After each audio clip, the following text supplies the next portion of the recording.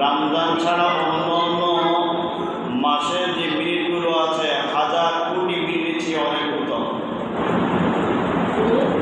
এখানে কোনো নির্দিষ্ট কোনো সময় নাই যে এই সময়ের মধ্যে ইবাদত করলে এত সওয়াব, বরং প্রত্যেকটি সময়ের মূল্য আল্লাহর কাছে অনেক অনেক গুণ বেশি। সুবহানাল্লাহ পড়ব একবার, আমল নামা জমা হবে 70 বার। প্রত্যেকটি নফল, প্রত্যেকটি মুস্তাহাবকে আল্লাহ ফরজে পরিণত করে দিয়েছেন।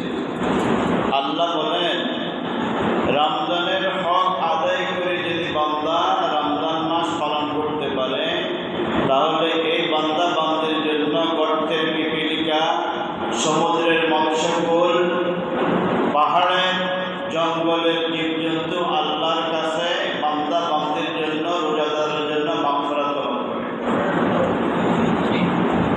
আল্লাহ পাক রব্বুল আলামিন এই মহান মাস দিয়েছেন আমাদেরকে। ইয়া বাগিয়াল খায়রি আকবিল, হে কল্যাণকামী তুমি অগ্রসর হও, সামনে এগিয়ে যাও। কিসের মাধ্যমে? নেক আমলের মাধ্যমে। নেক আমল কি হতে পারে? ফরজ নামাজ তো আছেই, সুন্নত নামাজও আছে, আর কিছু নফল নামাজ আছে, যেমন তাহাজ্জুদের নামাজ, আওয়াবিনের নামাজ, ইশরাকের নামাজ, চাশতের নামাজ, সালাতুল হাজাতের নামাজ। মসজিদে যখন আসবো বসে থাকবো না, অযথা সময় কাটাবো না, নিজের জবানকে লড়াবো, আর না হয় নামাজ পড়বো। জবানকে লড়ানোর অর্থ হচ্ছে, আল্লাহ রাসূল বলেন রমজানে 4টি কাজ বেশি বেশি করে করবে। 1 নম্বর, লা ইলাহা ইল্লাল্লাহ বেশি বেশি করে পড়বে। দুনিয়ার মধ্যে লা ইলাহা ইল্লাল্লাহ বেশি বেশি করে পড়বো, মৃত্যুর সময় আল্লাহ অটোমেটিক আমার মুখে লা ইলাহা ইল্লাল্লাহ জারি করে দেবে। দুনিয়ার মধ্যে বেশি বেশি করে লা ইলাহা ইল্লাল্লাহ পড়বো, অন্ধকার হাসরের ময়দানে এটা আমার জন্য আল্লাহ আলোর ব্যবস্থা করে দেবেন, এটাকে আলো বানিয়ে দেবেন। ইয়া বাগিয়াল খায়রি আকবিল, হে কল্যাণকামী তুমি অগ্রসর হও। কিভাবে অগ্রসর হব? কোরআন তেলাওয়াতের মাধ্যমে।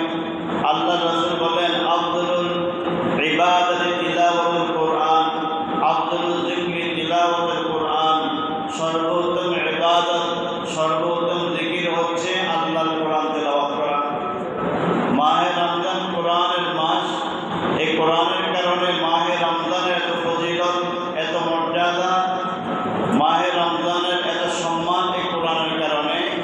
আল্লাহ পাক রব্বুল আলামিন বলেন, ইয়া বাগিয়াল খায়র, হে কল্যাণকামী অগ্রসর হও। কিসের মাধ্যমে? বিতিলাওয়াতিল কোরআন, কোরআন তেলাওয়াতের মাধ্যমে।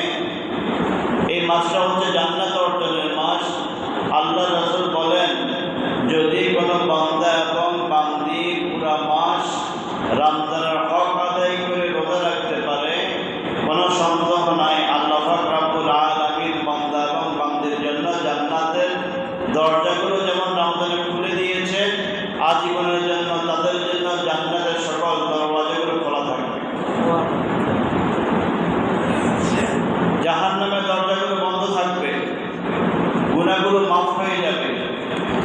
আল্লাহ রাসূল সাল্লাল্লাহু আলাইহি ওয়াসাল্লাম রমজানের জন্য প্রস্তুতি নিতেন। শাবান মাস থেকে, রজব মাস থেকে নেক আমল বেশি বেশি করে করতেন। অথচ আল্লাহ রাসূল সাল্লাল্লাহু আলাইহি ওয়াসাল্লামের জিন্দেগির সকল গুনাহগুলো মাফ ছিল, কোনো গুনাহই ছিল না। রাসূল ছিলেন নিষ্পাপ। গুনাহ কি জিনিস এটা আল্লাহ রাসূলের কল্পনাও ছিল না, জানতেনও না। গুনাহ করার পদ্ধতিও রাসূলের ডায়েরির মধ্যে ছিল না। এরপরেও রমজান মাসে এত বেশি আমল করতেন, সাহাবায়ে কেরাম আশ্চর্য হয়ে যেতেন। এক সাহাবী ছিলেন ওসমান রাদিয়াল্লাহু তাআলা আনহু। রমজান মাসের বরকতে তিনি এই রমজান মাসে 1 রাকাত নামাজের মধ্যে পুরা কোরআন শরীফকে খতম করেছেন। 30 পারা খতম করেছেন শুধু 1 রাকাতের মাধ্যমে। হযরত ওসমান রাদিয়াল্লাহু তাআলা আনহুর জীবনীতে পাওয়া যায়। ইয়া বাগিয়াল খায়রি আকবিল, হে কল্যাণকামী তুমি অগ্রসর হও। ইস্তিগফারের মাধ্যমে, তাওবার মাধ্যমে। এক হাদিসের মধ্যে আছে,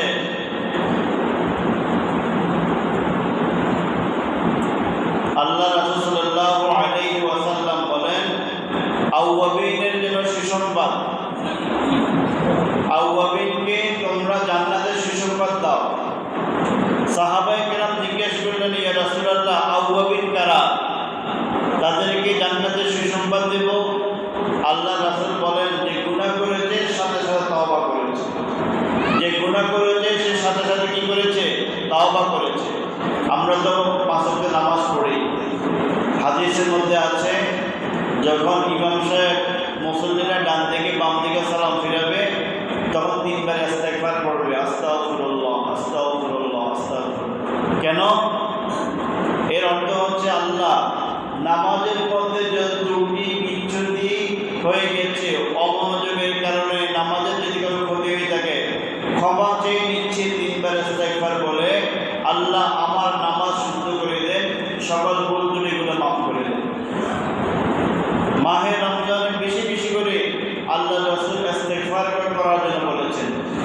5টা কাজ 4টা কাজ বেশি বেশি করতে বলেছেন, তার মধ্যে একটা হলো ইস্তেগফার। আস্তাগফিরুল্লাহ